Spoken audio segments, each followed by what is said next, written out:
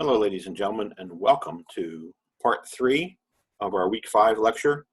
This is on psychological and psychiatric foundations of criminality. This is from the chapter 5 of the textbook Criminology, 3rd edition by Frank Smalager. So let's get started. We left off, we were talking about the psychoanalytic perspective. And now we want to move on to behavior theory.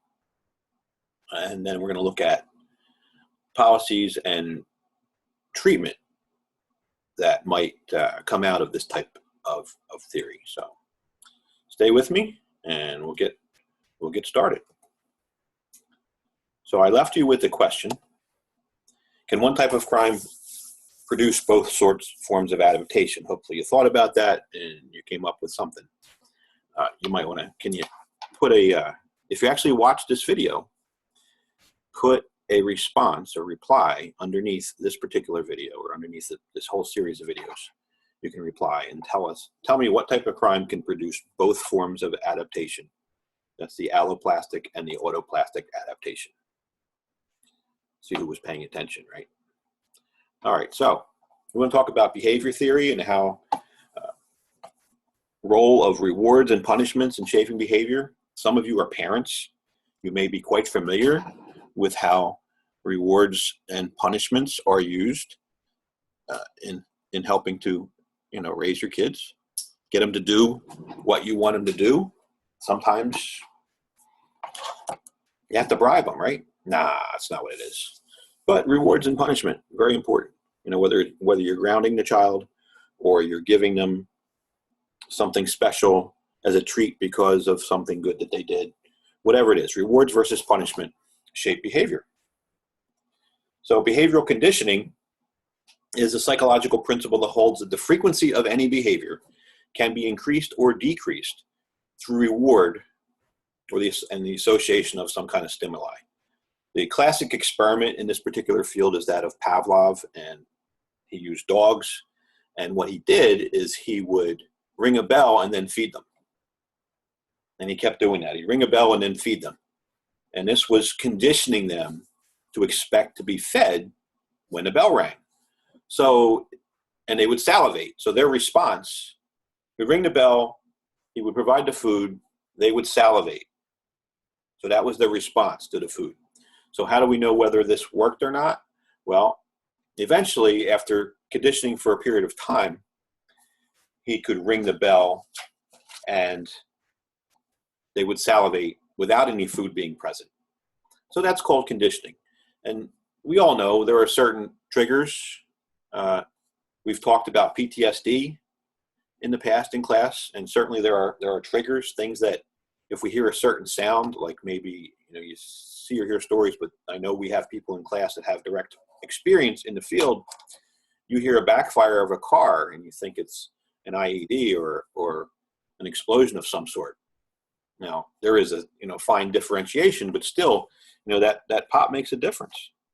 Or is it somebody who's popping all the plastics, or somebody throwing fireworks that could cause that response? So that's a conditioned response.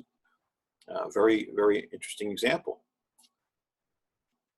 Social cognition theory is the idea that people learn how to act by observing others.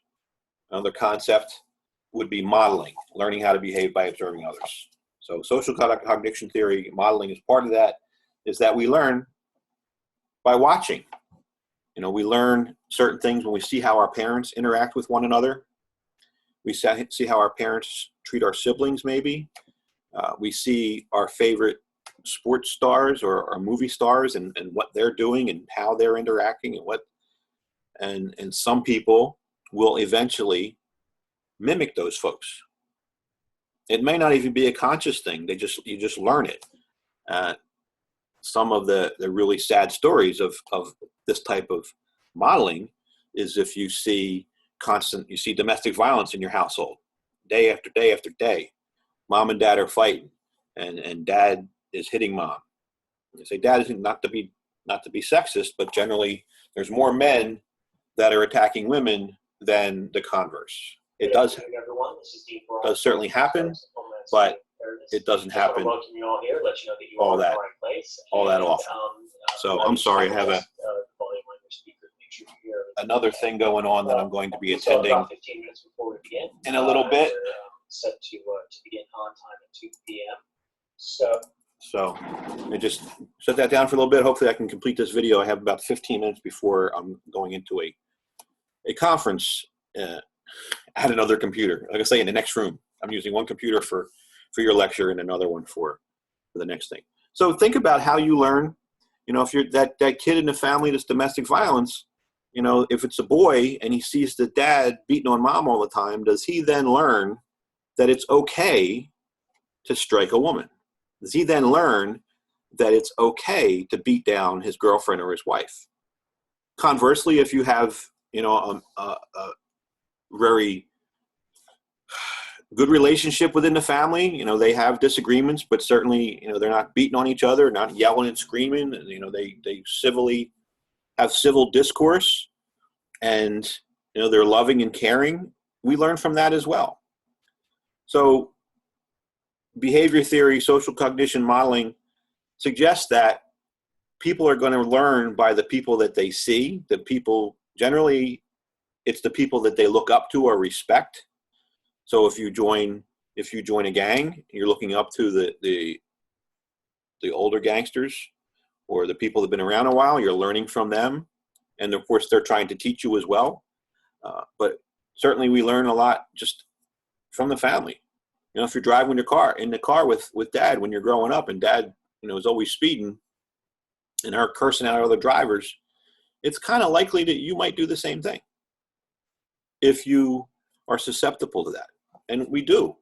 I have, in my own family, I have a child who's 21 years old, and every once in a while they will say something or do something exactly the way I would have said it or done it. Now, where did they get that from? Did that come from genetics, or did that come from modeling? Bandura, he studied modeling theory, defined as a form of social learning theory that asserts people learn how to behave by modeling themselves after others who they have had the opportunity to observe. And I kind of gave you a lot of examples.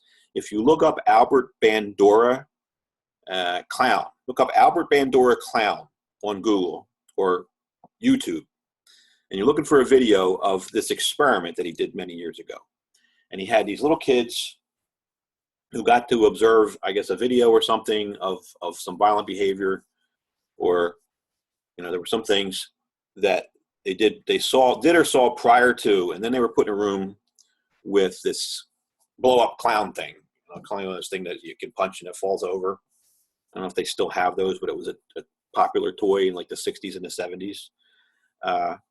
And what you see with these kids is how they interact with the clown, whether they're punching it, whether they find the toy gun in the room and they start shooting at it.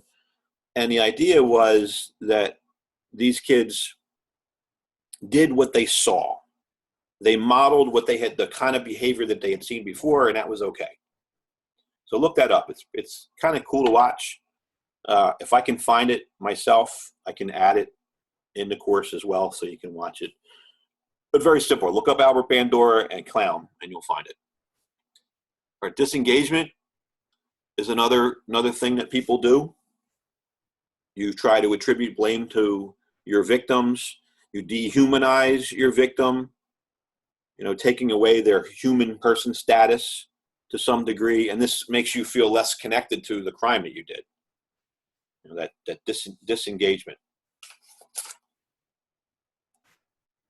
Also may result from vindication of aggressive practices by legitimate authority. So it's okay for you to go and attack someone because they're attacking you, or maybe your culture or your race.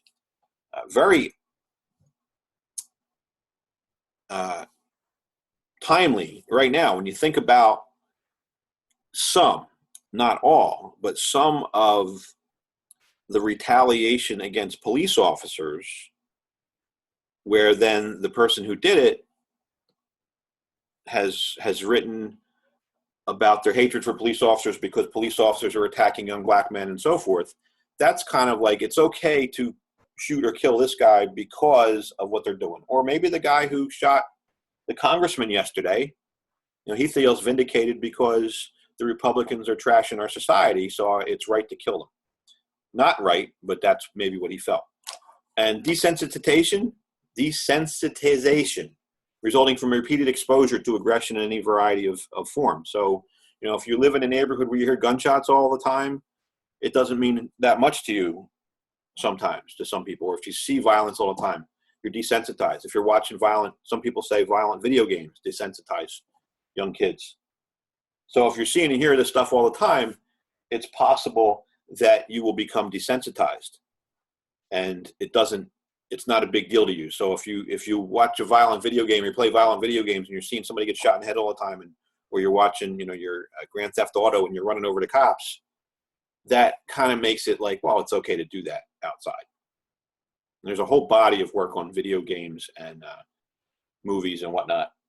But in person, obviously, it's much stronger if you're in an environment where, and think again, go back to the military folks in combat. That you see so much, or even police officers or firefighters, you sometimes see so much bad stuff that we're going to react totally differently than your average person. Your average person sees a body lying in the middle of the street, they're like, "Oh my God, it's so terrible." And somebody who's seen it multiple times before, like, okay, let's go see if they're alive or not, and if we can help them. I mean, that's 25 years as a police officer, EMT, firefighter. That's what it's like. It's like somebody asked me in a job interview the other day, what keeps you up at night?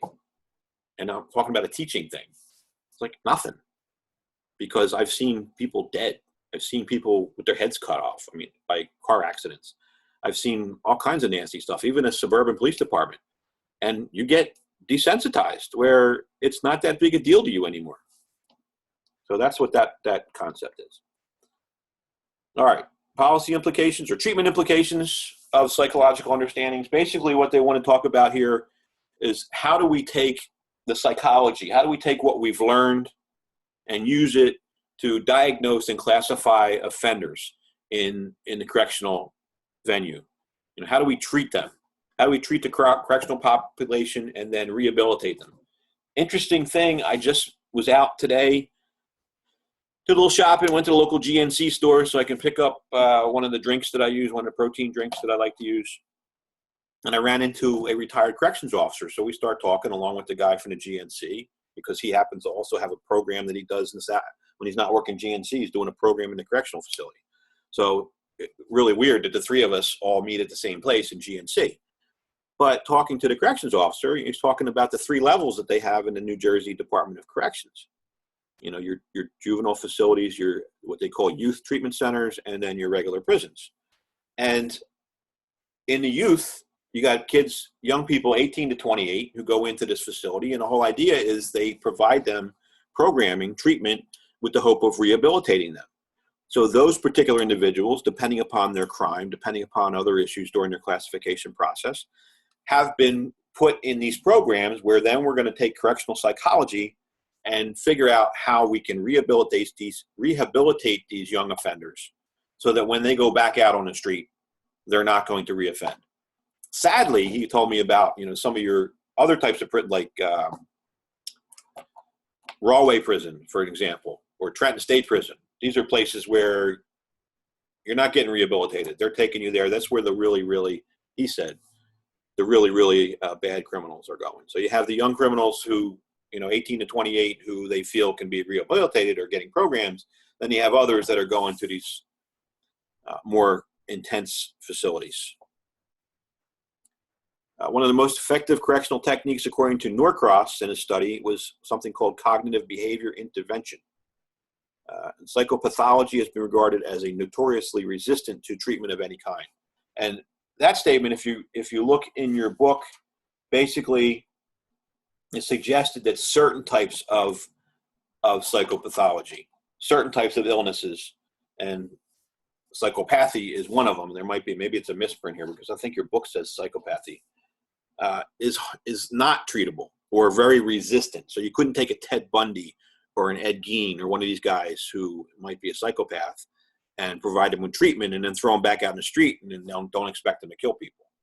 So there's a lot of things that are treatable, and there's some successful treatments, but there are unfortunately some that are very resistant, which maybe we can't help these people and we have to keep them locked up to keep society safe. All right, that's the end of this segment. Our next segment is going to be on the critique of psychological and psychiatric theories, and that will be our closing segment. We're going to summarize. We're going to talk a little bit about criminal profiling, and we're also going to talk about in that segment the insanity defense, which is covered in edition 2 of the text, but I haven't found it in edition 3 of the text. So stay tuned, and we'll catch you on the flip side.